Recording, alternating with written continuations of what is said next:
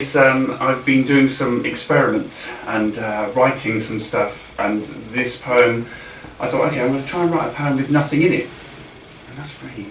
So this is a poem called Poem with Nothing in It. I tried to write a poem devoid of everything. No family, no hopes, no horror. They say it can't be done. I hold my breath so the train window won't mist, and I can see the city blink in the dark without my reflection. A first empty line appears. It is see-through, like an odd glass pipe from the Garden of Earthly Delights. The next is lonely as Voyager. I write on. No history emerges, no influences or echoes. There is no one in the poem. I don't describe anything, but I stalk its corridors that go on like the hall that unfolds when two mirrors face each other. The absence of any point is remarkable. I've written a few poems, and all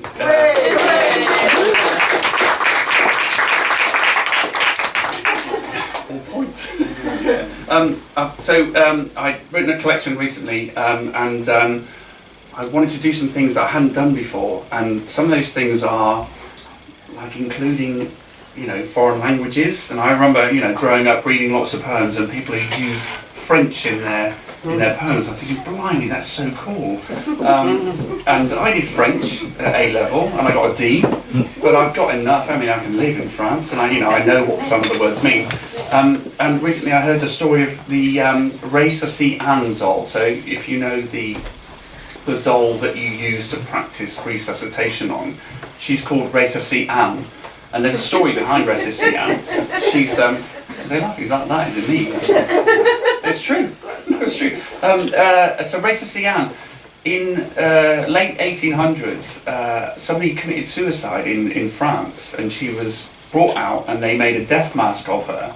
And the death mask was so beautiful, it became famous.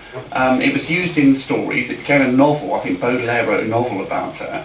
And since then, all of those resuscitation dolls are that woman who committed suicide over 100 years ago. Dark. Sorry, this is a vessel for me to use my D in French. So that's the story behind Resusci Anne. Resusci Anne. I am simply the latest to come to you with my frantic efforts at restarting your heart. Adrenaline breath in through the lips that Baudelaire compared to La Joconde's. Everything burns internally when I Google you, for images only. Everything since they fished you from the Seine by the Quai de Louvre, causing a hole in humanity. We couldn't cope with this loss. Countless corporations and attempts we have made on your likeness, inconnu, smiling and concentrated, black and white, and in high def, in water, on land, scenarios and death masks, the rucksack of baby Annies you gave birth to, decapitated you, French kissed, a trunk, you goad us, implying you could still be reanimated if we keep thumping on your improved chest, more lifelike in its improved death. Perhaps it is this handing on that is the saving, Anne. A toy maker and a doctor made you. Breathe. 1, 2, 3.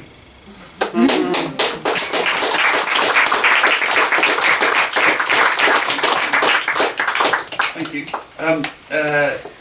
And then this is a poem about being an artist, and I think everyone here is an artist and an art lover, and what it means to be that sort of a person, and giving into that, not giving into it, but acknowledging that, and that in your day-to-day life, and what it means. And then obviously the majority of us have other things to do, and to stop and to think, and what it means and how much energy it takes. So this is about that.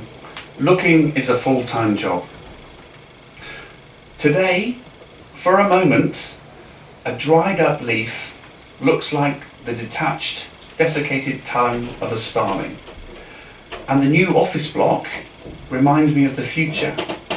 Its scaffolding, exoskeleton, and syncopating lights, which glint widely because air spangles with particulates and whatever it is the city gives off through hospital chimneys, tunnels that gawp and open mouths between each black suck.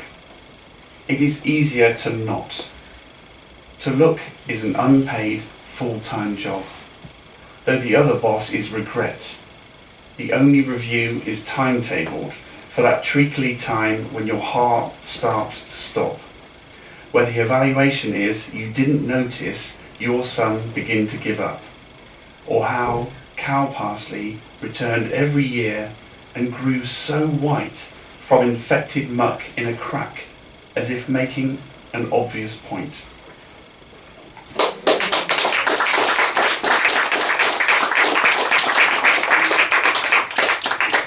I'll do a couple of, just two more. And heavy objects. So this is about I don't know, probably having friends and other people that you need in life, but trying to connect with people, and sometimes it's hard to connect with people even if they're within your own family and all the rest of it, and it's that need and trying to broach the connection between things and different types of people. Heavy objects. Whatever you say, we will always need men burnt by alcohol to move heavy objects quickly out of the rain, then upstairs.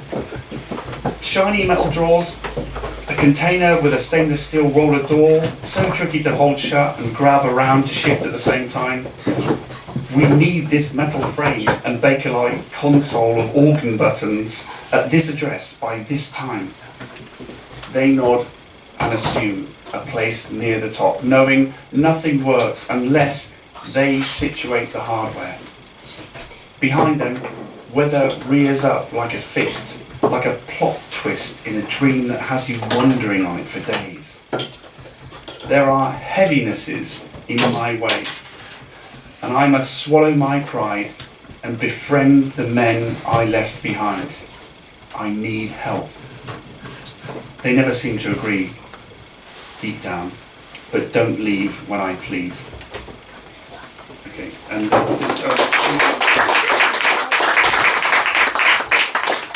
I'll just do one more poem, and thank you very much. And let's see, and sorry, I'm not kind of showing off that I can use a mobile phone, but it's just that I didn't have a chance to get home quickly. And so if I just quickly do, sorry. Lee Poe in New Look. So Lee Poe, you might know Lee Poe, a couple of thousand years ago, Zen poet, Buddhist poet, walking around Japan possibly, and wrote absolutely beautiful poetry. And it's, again, this is me kind of showing off in this collection because I want people to know that I've looked at art, I can speak a little bit of French, D and A level, and I'd read poets from a long time ago from other countries. So this is Lee Poe in New Look. New Look? Should I explain New Look? Okay, so Lee Poe in New Look. I was remembering lines of Lee Poe in New Look to the cute teenagery lyrics like liking a neck shiny with perfume, and the girl in the lingerie photo seemed to be saying, I love you, not I want to suck you inside out this time. I'd seen her before, backing away from me in empty rooms in magazines or turning to a leafless tree with hats on. And our daughter, she had a blue vein across her nose, still angry from the grisly pop of birth. She daily tried on a new face and had now found the perfect Edwardian incredulity for the rows of versions of a shoe they keep designing, tweaking the same to try and catch up with a desire that should be allowed to fly away, worrying at the new like grabbing tap water, or a thought made of low rumbling words for a second, like hope, like Lee Poe in New Look.